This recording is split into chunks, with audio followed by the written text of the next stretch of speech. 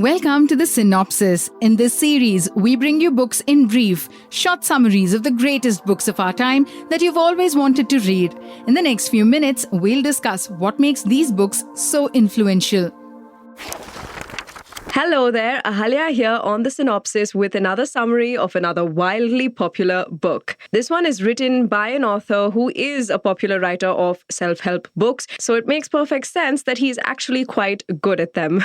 The book in question today is the 1996 release, The Monk Who Sold His Ferrari, written by Robin Sharma. Also, most notably, his most successful book. Sharma, a litigation lawyer in Canada, self-published this book, which proved to be a fantastic decision because it went on to become a worldwide bestseller. The Monk Who Sold His Ferrari speaks about the dangers of the rat race through the story of an overachieving Harvard law graduate who became a successful lawyer. The lawyer suffers a heart attack and collapses in a courtroom.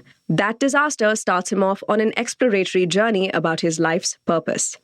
Our protagonist's first steps are on the road to wisdom.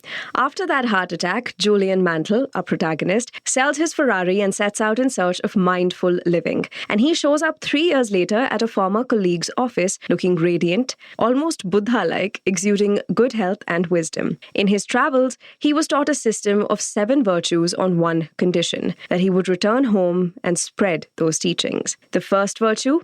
Control your mind. So to better understand this virtue, let's just begin with a parable. There was a serene, tranquil garden in full bloom. It had a large lighthouse in the middle, and this tranquility was suddenly disrupted by a large sumo wrestler who was 9 feet tall and weighed 900 pounds and was wearing just a pink wire cable, the kind that sumo wrestlers wear. He finds a golden stopwatch and puts it on.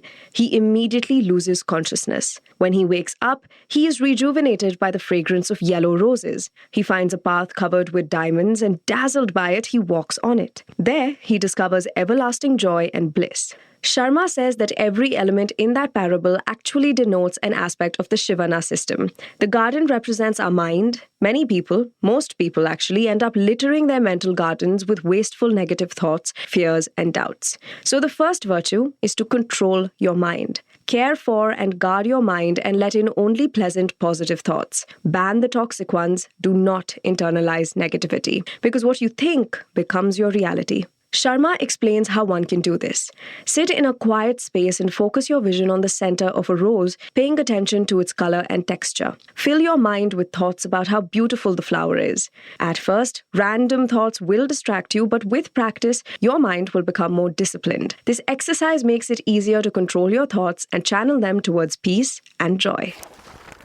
On that hopeful note, the second virtue is purpose. To lead a fulfilling life, we all need purpose, because those with purpose never waste time. We all must find our individual mission that each one of us must fulfill in our lifetime in order to achieve satisfaction and inner harmony. Sharma gives us a 5-step method that will help us align with our purpose. The first step, visualize the outcome. If your goal is wellness, picture a fitter version of you. The second, push yourself with just the right amount of discipline, consistency, and healthy pressure to reach your goals every single day. Number 3, deadlines. Put in place a timeline or a deadline to achieve your goals. 4. The rule of 21. Sharma claims that a new behavior becomes a habit if you repeat it consistently 21 days in a row. And 5. Just enjoy the process. The third virtue is doing something for self-improvement every day. Remember that large sumo wrestler? He represents Kaizen, a Japanese word that means constant, never-ending improvement towards unlocking your highest potential. To achieve this, Sharma lists what he calls the 10 rituals of radiant living.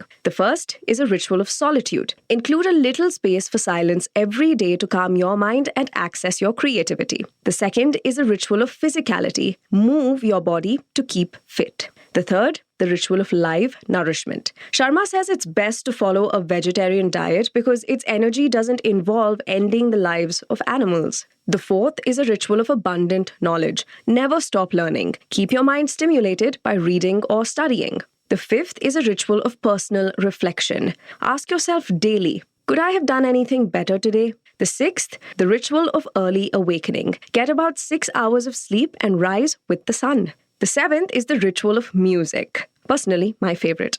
Listen to uplifting music as often as you can. The eighth, the ritual of the spoken word. Create a personal mantra to inspire you. The ninth ritual is that of a congruent character, meaning staying true to your core principles. And the 10th ritual is that of simplicity. Simplify your life, focus on priorities, and invest energy in meaningful activities. No, we haven't reached the end. Those were just 10 rituals, part of the third virtue. We've still got a couple more to go. The fourth virtue is living a disciplined life. Think back to our sumo wrestler, the one with a pink cable covering his private parts. During his discussions with the sages, the protagonist learned that wire is a symbol for strict self-discipline. Much like one's concentration, one can build self-discipline through simple exercises like choosing to not speak for a day. A full day, a prolonged vow of silence is an excellent way to strengthen your will. And definitely a vow that I would struggle with the most.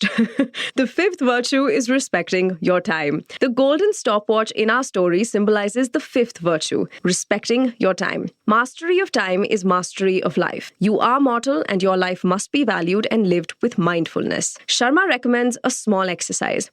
Take 15 minutes before you go to bed at night and plan out the next day. On Sundays, schedule 1 hour to plan out your upcoming week. Also, live each day as if it were your last. Yes, it's cliche, but it's valuable. Don't waste your time agreeing to activities that you don't want to engage in. Ask yourself, is this how I would spend my last day on earth? The sixth virtue is selflessly serving others and living in the present joyfully. The sumo wrestler in our parable fell unconscious and awoke full of energy because of the fragrance of the yellow roses. So, the flowers symbolize the sixth virtue, selflessly serving others. Therefore, be kind and compassionate towards others, and it will improve your life and return. Take a moment every morning to consider what good you can do in the world and how you can help improve the lives of those around you. Start by sincerely praising others, helping a friend, or by showing affection towards your family. Last but not least is the seventh virtue, living in the here and now. After being revived by the roses, our sumo wrestler discovered a diamond-encrusted path. That path represents the seventh virtue, living in the now. Sharma says happiness is not a destination but the journey itself. The diamonds represent the small, everyday wonders that life's journey throws in our path. These little joys, if recognized, which is always the hardest part, lead us to a state of eternal joy because we are not waiting for the future to make us happy. So practice gratitude on a daily basis. Appreciate your health, your family, even something as ordinary as the birds singing in the morning, because nothing is more precious than the here and now.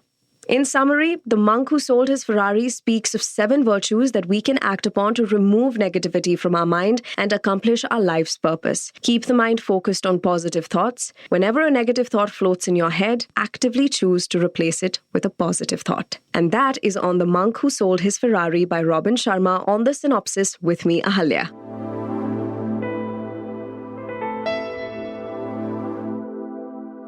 We hope you enjoyed this episode of The Synopsis, powered by Timber Media.